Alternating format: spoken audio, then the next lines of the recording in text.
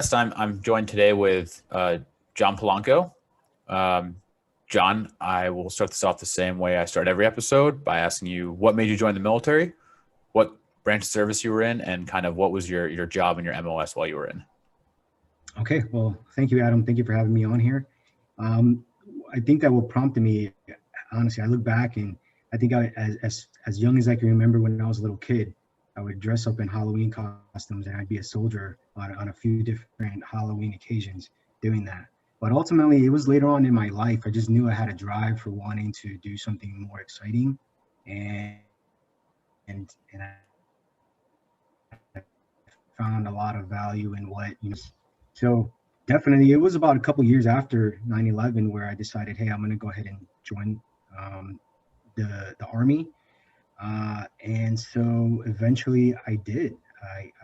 I grew up in Florida, was born in New York City, went back to New York City when I was 18, and then that's when I joined the Army Reserves. So when I joined the reserves, I just wanted to get my feet wet. I didn't really think that I wanted to be active duty at that point in time. So I just thought, hey, look, by serving in the reserves was a great opportunity for me to do that. When I first joined the Army, at the time, it was a heavy wheel mechanic. Back in the days, being a mechanic, it had a lot of different MOSs, job specialties. And so before it came together and combined, and I used to work on just big vehicles, all different types of maintenance, replacing, repairing, things of that sort. I did that for the first 8 years of my career. And then once I started, getting promoted to sergeant and then eventually staff sergeant before I got out, that's when you start picking up a lot of more of those essential key roles in different positions when it comes to operations or different type of administrative type of positions and supervisory roles. But I became a recruiter for the Army. I was selected by the Army to recruit in Seattle for the Army. And then yeah. So what 2008 is when I went active duty. After being in the reserves, I just felt like I wanted to do a little bit more. Got stationed in Germany, did a tour there for 3 years, recruited in Seattle for 3.5 years, went back to Germany for another 3 years. And then eventually my last duty station was at Fort Campbell, Kentucky, being there until I officially medically retired from the Army.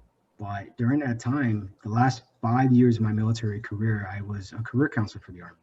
And I would say that that's where I had a found appreciation, and that job title and what I was doing as a career counselor was what I appreciated the most. So I would say that was probably my most favorite job in the Army.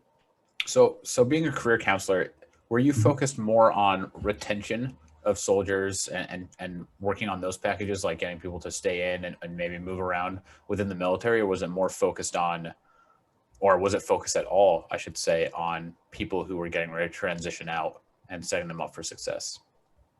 Well, I would say it's a little of both. Primarily, being a career counselor is a part of retention. So it's the retention focused department, a part of the recruitment and retention process within the Army's human resources division, right? So ultimately, the primary goal is to retain soldiers. That's my primary goal. If they're qualified, then it's about retention. But how do you retain soldiers? Well, you have to have a conversation with them. You have to figure out, what are they doing now? What do they want to do? Do they want to stay in the Army?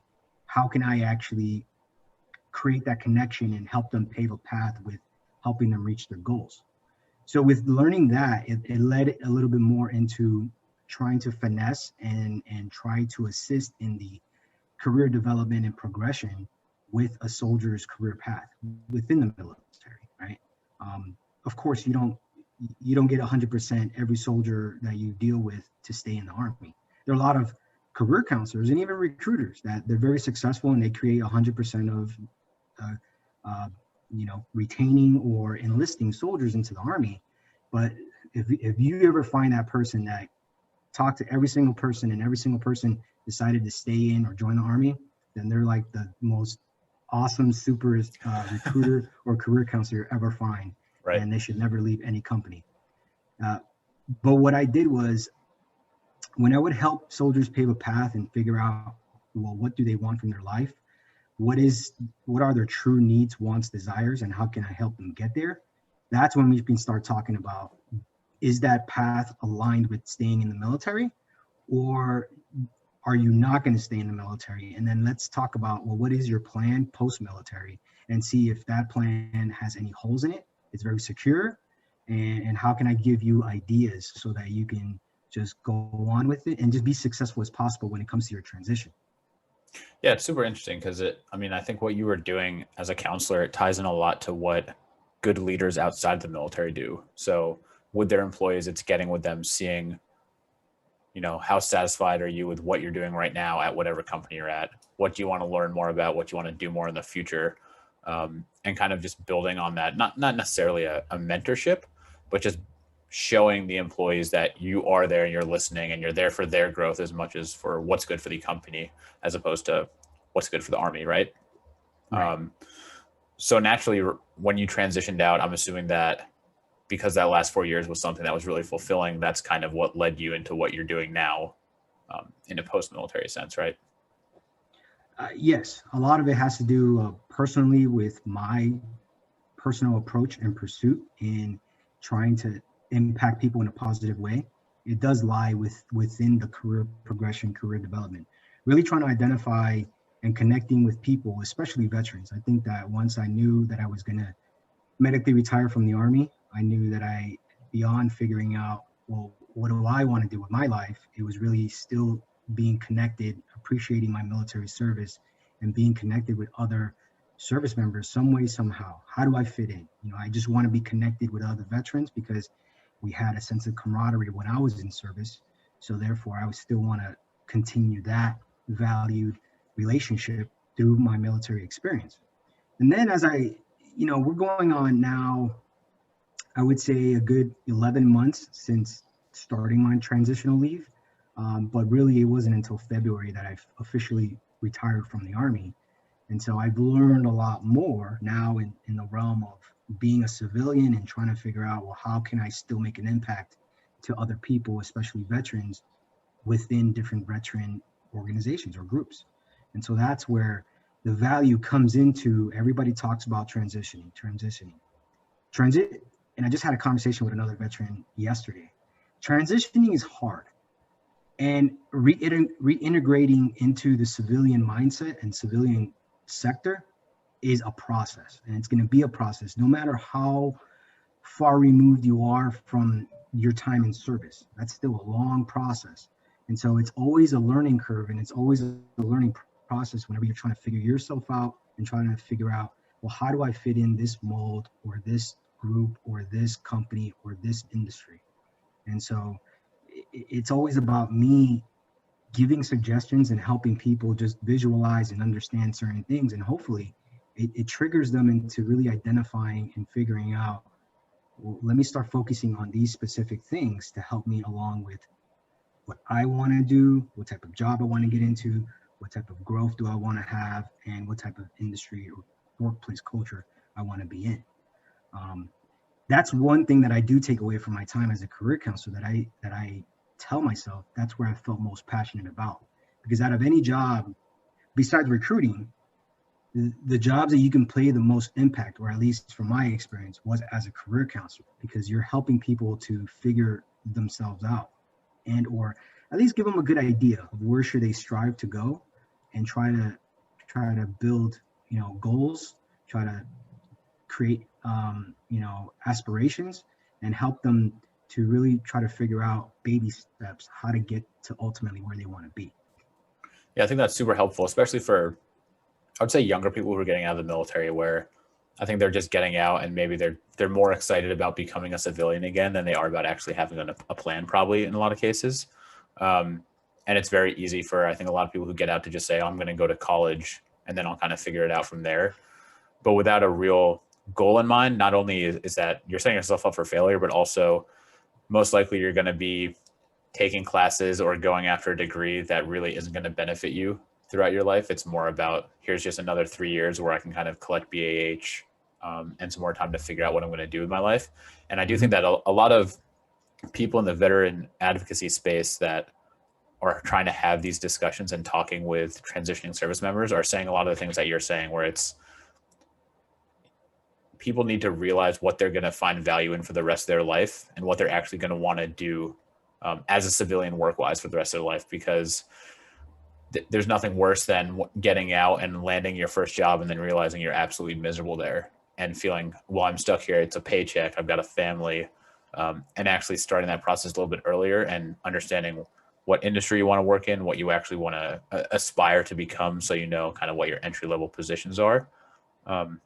So I think that's something that definitely isn't talked about enough.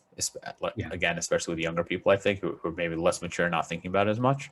So it's great to see that there's people like you and others, you know, on places like LinkedIn, Meritorious, Veterati, all these, you know, free resources for veterans to use. And I think it's slowly getting better. And I think that message is getting out there. You see all these events that are happening, whether it's higher military, that's trying to kind of start that process. I think 10 years ago, the most important thing that would get preached, at least to, I would say, my generation when I was getting out, was you need to know how to write a resume and you need to know how to interview, where that's still important and that's great, but there's so much more to it today, especially with things like just the change in the work landscape, how everyone is switching to remote because of COVID, all these subtle differences that are happening over the past few years, and the veteran community needs to adapt, I think, and transitioning service members need to adapt to it. And I think that there's definitely some more challenges that are coming up, but hopefully with, like you said, discussions like this and people who are being involved in the career counseling path and then are doing the same thing once they transition out, hopefully it's helping a bit. And of course it is, right? So I'd love to know, like, top one, top two, if someone who's just transitioning out comes to you and they're looking for advice and they are one of those people who maybe is a little lost in terms of they don't know what their career path is going to be, they don't know what to do. What is kind of step one that you recommend for someone to really sit down, think about it, and actually start that process? I would say probably the biggest thing, and especially I talk about it all the time, network. What network has done for me is allowed me to really be able to connect with a lot of people that actually provide a lot of value and substance whenever it comes to trying to figure out life in general. So a person as a whole who doesn't really know anything. And honestly, I'll give you that.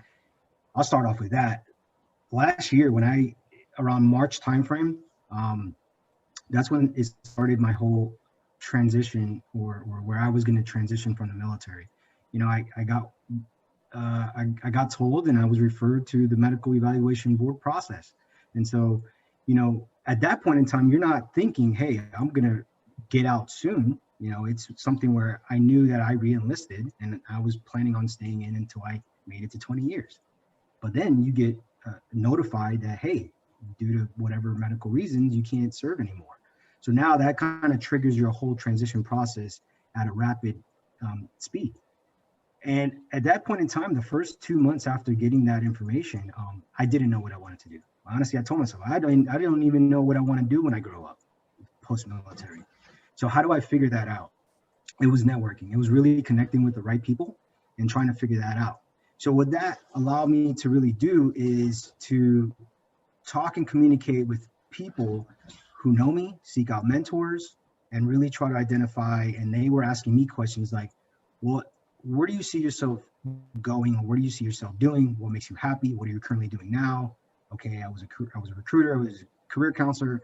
I like to help people. I like to really be engaged. Okay, maybe the HR career field is where you should be, because HR is very broad and it has a lot of the things that you're trying to deal with or you want to pursue and be a part of.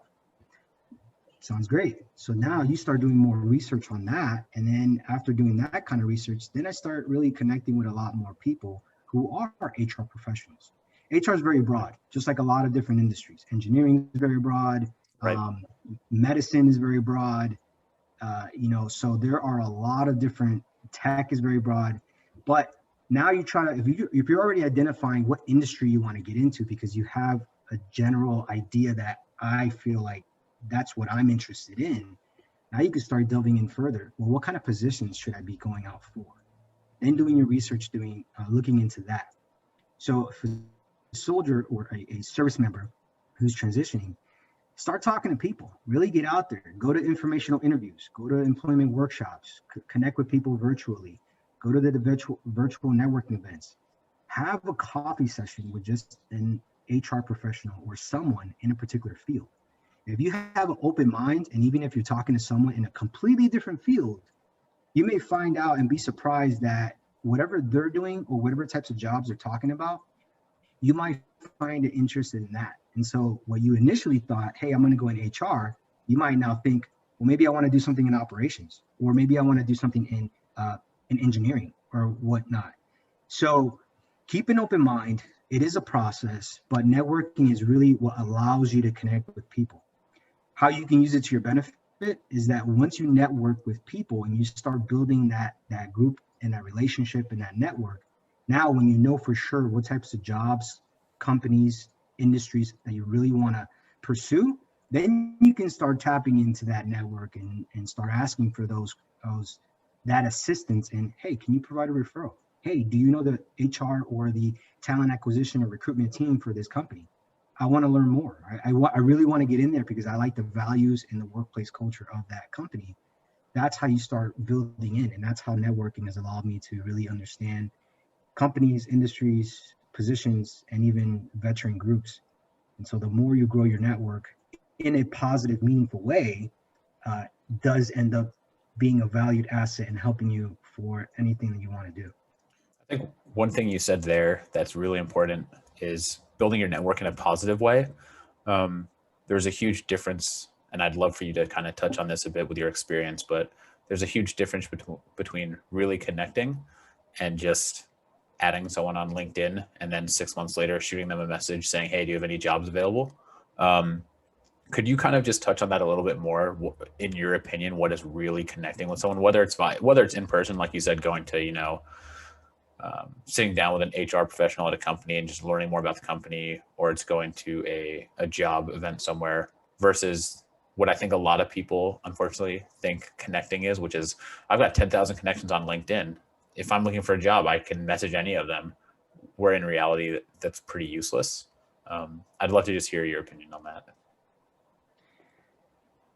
The LinkedIn platform is very beneficial, and I talk to people jokingly, and I say, hey, it's the professional Facebook, but it's not Facebook. It's not meant to be a place that you can share every and anything with them. It's something that you actually share a lot of valued information in the realm of either seeking employment or growing together to help create better business and better business professional relationships. So 9 times out of 10, if you have someone that has 10,000 followers or connections or whatnot, 9 times out of 10, you don't know each and every one of them from Adam or Eve, right? So just to connect and grow. I think I went through a little phase like that, not to really connect with everybody, but just people were wanting to connect with me. And I was like, oh, you know what, let's connect. And then I started looking at it. Eventually, I looked at my network and I'm like, these people are not providing any kind of value. I am looking for a job. I have a job now, but at the time when I'm looking for a job, how are they providing any bit of a help and resource if they're just posting about random things?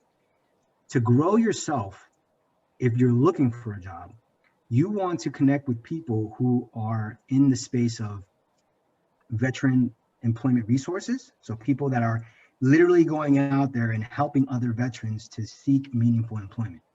If you want to connect with people at certain industries or certain companies, you're connecting with them.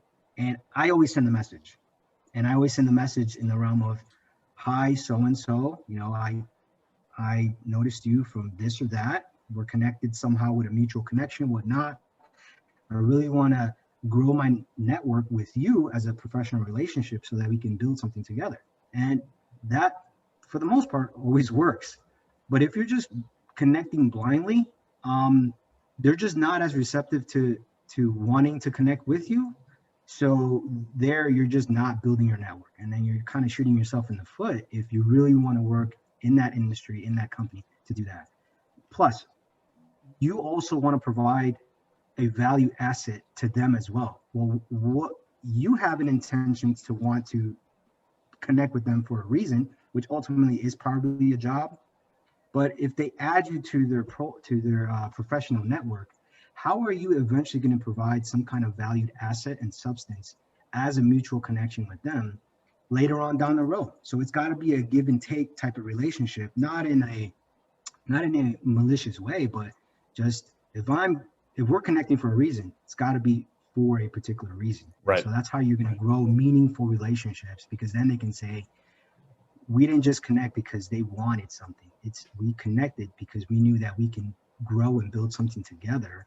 And then if I need something, I can reach out to Jon, or Jon needs something, then he can reach out to me and know that at least we have the mutual understanding. Yeah, I think it's a good way to look at anything for veterans who are in like the job seeking space, right? Don't look at it so much as what you can get from a job, a new hire, but try and look at it as how you can present yourself as a value add to whatever company you're kind of looking, or whatever job sector you're trying to get into. The same way you would do it in the military is, how can you be a value add to your squad or to your shop or to whatever you're doing. Right. So right now, I know you're working with Talent Spark, I believe.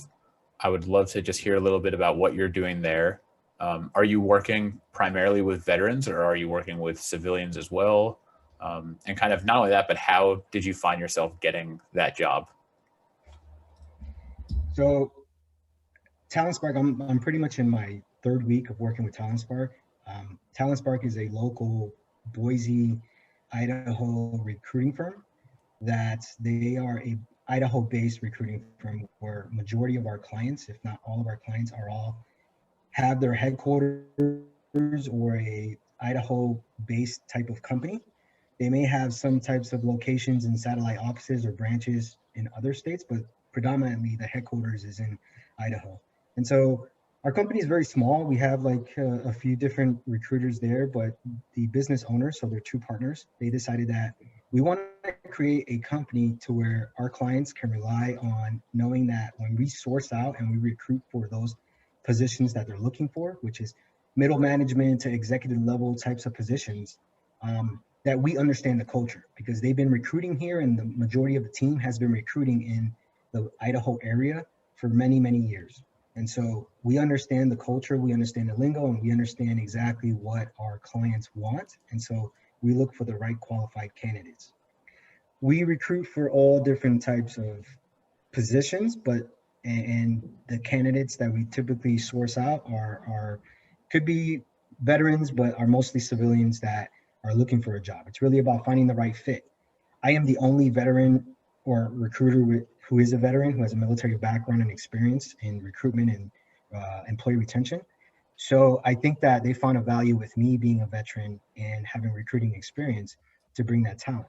I think that, I recruit for the right qualified candidate, but I think that what I do and want to bring to a company that I work for as a recruiter is veteran first. I bring that veteran first mindset where if I'm looking for a position and I'm looking for a candidate, if I have someone who is a veteran within my network or someone who has reached out to me that might fit the right bill for that position, then I'm going to look at them and I'm trying my best to actually get them connected and hopefully get the job for that.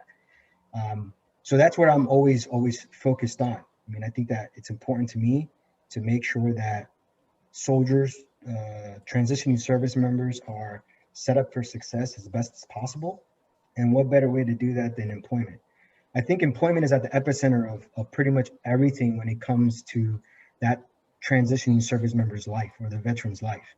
If you don't have a job, you don't get paid. You don't pay the bills. You don't have a roof over your head. You don't have food on the table.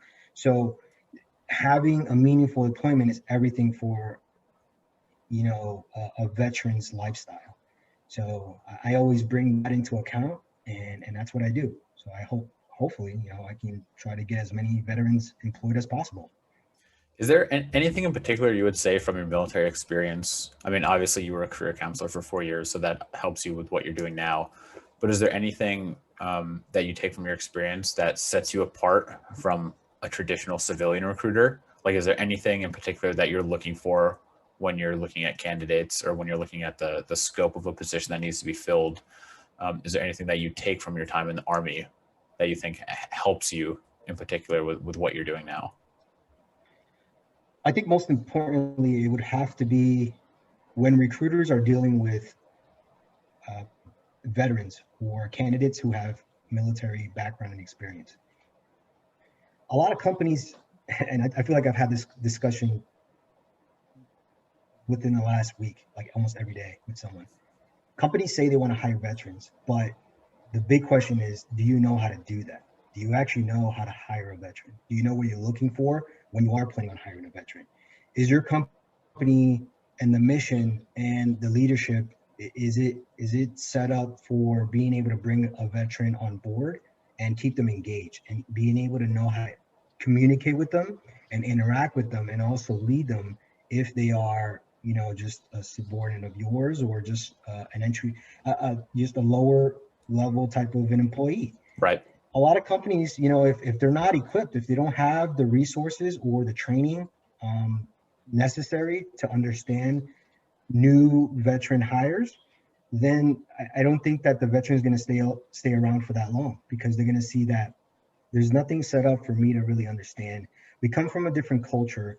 We come from a mindset where it's all about go, go, go, do, mission first. We're going to get it done by any means possible. And that's pretty much it. So a lot of times there are a lot of veterans who actually go to companies and either they're devalued, underappreciated, or maybe our level of leadership and experience is just so heightened and top notch that when we go into a more relaxed company or environment, we're just bored. We're just not, they're not at our level and our standards being in the military. So therefore, either you're going to want to change everything, and then people are going to look at you like, dude, you can't be Rambo and coming in here and changing everything. Or you're just going to want to leave because they're just not at the same caliber of work environment and culture as it is. So once companies actually get that good understanding, and I think that the best companies that are out there are the ones that actually have a very independent type of military recruitment team. So like a military liaison team. Companies that have that, they typically have those set up, and majority of the people that are in those departments for the military teams tend to be veterans themselves. Right. So they understand who we are and how to attract the military talent, and saying, we're growing this company in a way that is going to be pleasant for veterans to come to and grow together. And we understand the value and we appreciate them on how they can bring their talents and experience to the company, and we can all grow and be prosperous together. So I think that's the biggest push. Even with my current job right now, there's a lot of times where I think that they're very gracious of the fact the owners and the peers are very gracious of the fact that I can be that translator. I can be that person that can look at a veteran who has a military work experience and translate it, because a lot of title doesn't translate well because we use a lot of different information. So whenever I'm able to talk to a veteran, hey, give me a better understanding because you're in a different service than I'm Army or Air Force, Navy, Marine Corps, whatever it is. I just want to get a better understanding. I have the gist of it. Right. Let me go ahead and translate that to my coworkers and my supervisors so that at least I can vouch for you. I can bat for you in a way. And then there's been a lot of, oh, I see. Okay, I see exactly what the equivalency of their job was when they were in, and how can they be a good fit for any types of jobs that we're trying to recruit for. So I think that's probably now, as a recruiter, has been the biggest thing that I can contribute my search and my sourcing for, and how I can play a big part in that veteran employment piece. Yeah, it's something that I hear a ton about with everyone I speak with in this space, right, is telling the story of what you did while you're in the military and how that translate into a civilian position. And I think that's why someone like you is so important, is because someone who has no reference point of what military jobs are or what that experience is, they're not going to be able to translate working in a supply shop, being in the infantry, working in the air wing, with working in operations in an office. You need that mediator, or you need that translator to say, okay, I know on paper it says, they did this, but here's how that would equate to working at our company, or here's how that would fit into this position. So Right. it seems like that's a theme, and that's a necessity out there right now that a lot of people are focusing on, which is great, right? It's one of the main problems. And I think that's why what we spoke about earlier, where having a resume is great, having a great resume. But unless it translates to who's reading it, it's not going to really do you any good. Exactly. You could have a resume that says all the incredible stuff you did while you're in the military, but if the person reading it doesn't have that same understanding of the vernacular, understand all the thousands of acronyms that we used to use, it's not going to really do anything for you. So, Pretty much. yeah. Well, look, I don't want to take too much of your time. This was great. I love all the information, super helpful. I love that are doing something right now that you found while you were in the military, and you've been able to transition that into your civilian life as well. I think that's probably extremely rare for people. And not only that, but you were able to take your military experience and adapt that to help you benefit even more as a civilian and working as a recruiter now. Is there anywhere that people can go to reach out to you? I know LinkedIn, obviously, they're going to be able to find you, but anywhere else you would like to direct people to, whether it's your company, people who are based in Boise, or any other companies looking to hire, anything like that? So definitely, if anybody's interested in looking at the Idaho market, or more specifically the Boise Treasure Valley area where I currently live, Boise's booming. Idaho's booming as a whole. People want to keep it a hidden secret, but I feel like it's something I like to share with veterans, especially with saying there's a lot of promise, there's a lot of growth, and there's a lot of opportunity out here within Idaho. It's a gem state. That's the nickname of Idaho, and it's a great opportunity. You can always look me up on Jon Polanco on LinkedIn, or connect with me. I work for Talent Spark, and we have great opportunities. So reach out to me. I think one of the biggest things that I've been working on with a couple of my Air Force buddies is that we actually just started up a group page, a veteran group page on LinkedIn called Gem State Veterans Network. And so what we thought about doing, and I thought about the idea, and I talked to them about bringing them on board to just managing this page. And what I'm trying to grow is that there are a lot of different resources in Idaho when it comes to veteran organizations to help in the space of veteran employment or education or mentorship or anything that has to do with just helping other veterans try to reach their personal and professional goals. And so they all do it well, but unless you really know those organizations and are following them on LinkedIn, on Facebook, then not every veteran in Idaho knows about it. Right. So what I thought about doing is, hey, why don't we create a networking page for us all in Idaho to work as a collective, be members, come together, have discussions, talk about those different things in the recruitment space, in the employment space, and in the financial space, just all these different things that we ask questions as veterans every single day. And if you really want to connect with the right people, at least that we can come together as a collective and really try to grow together and seek out those services for whatever it is that you ever want to do. So we started this page, brand new. I started it over the weekend. So it's in its infancy phase, and there's a lot of growing pains coming along with it, but we really want to try to reach as many veterans in Idaho as best as possible so that they can just try to connect with all the right people, and hopefully it'll help them out with whatever it is that they want to do. So I would say if anybody who's living in Idaho or maybe considering moving out to Idaho, just also connect with Gem State Veterans Network on LinkedIn. It's a group page, and that's where you can find me as well. Awesome, man. Well, look, really appreciate this. Hopefully you get some people reaching out.